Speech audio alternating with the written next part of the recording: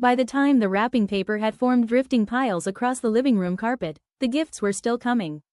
Boxes stacked on boxes. Books, games, a model airplane kit, craft sets, a backpack with matching lunchbox, all from aunts, uncles, and grandparents who insisted, just one more, every time someone suggested stopping. Leo sat on the floor turning a new construction set over in his hands, eyes bright. Isla hugged a soft rabbit toy to her chest like it might float away if she let go. Sabrina watched the scene with a pinched expression. "This is ridiculous," she snapped, arms folded. "They don't need this much junk. We're flying home in 2 days. How exactly do you all expect us to get any of this on the plane?" The room cooled a few degrees.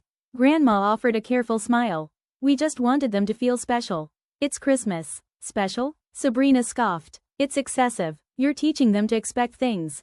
And we will be the ones dealing with the baggage limits and fees, not you."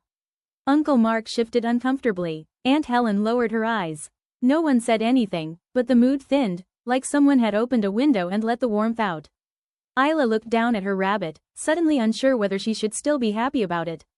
Leo quietly set his construction set back on the pile. Dane murmured under his breath, "Let it go, Sabrina." "She didn't. I mean, honestly," she continued, shaking her head, "we don't buy presents for any of you, and we don't expect anything.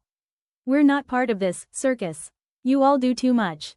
The words hung heavy. Grandma swallowed and smoothed the tablecloth that didn't need smoothing. Later, when the house had gone quiet and the afternoon stretched into tired silence, Sabrina dragged a suitcase into the center of the room.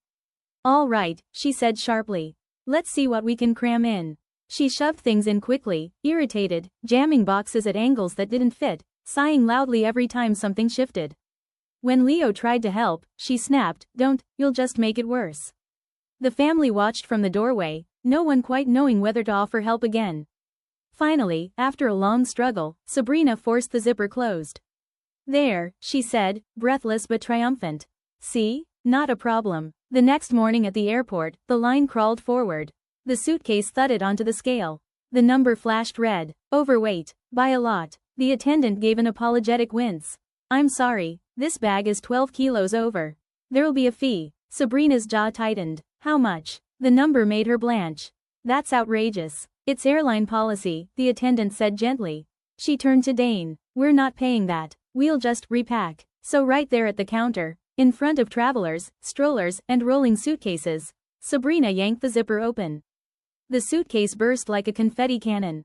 Toys and clothes exploded across the airport floor, puzzle pieces skittering, a tin of colored pencils rolling under a seat, Isla's rabbit tumbling into a stranger's shoes. A box split open and rained glittery beads across the tiles in a glittering, unstoppable spill. People stared. A child in another queue gasped, delighted. Sabrina went scarlet. Leo crouched quietly to pick up his things. Isla knelt beside him, gathering beads into her hands like they were tiny fallen stars. Without a word, Grandma knelt too. Then Aunt Helen. Then Uncle Mark. One by one, the same people Sabrina had mocked dropped to their knees on the cold airport floor, patiently sorting, rescuing, re-rolling shirts, gently tucking small treasures back into bags.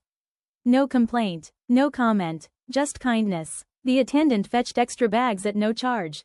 Dane met Sabrina's eyes. She looked away first. And in that small, humiliating moment, surrounded by love she had treated carelessly, something inside her twisted. Not anger. Something closer to shame. She watched Isla thank Aunt Helen softly. Watched Leo smile up at Grandpa as he handed back the last missing puzzle piece. Privilege, she thought, not the kind that fits in a suitcase. The kind that kneels beside you when everything spills out. When the bags were finally sorted, lighter, balanced, workable, Sabrina cleared her throat. "Thank you," she said quietly. No dramatics. No speeches. Just 2 small words that cost her more than she expected. Grandma squeezed her arm. They moved on toward security, the children chattering again, the glitter still catching faintly in the seams of Sabrina's coat, a sparkling reminder she wouldn't soon forget.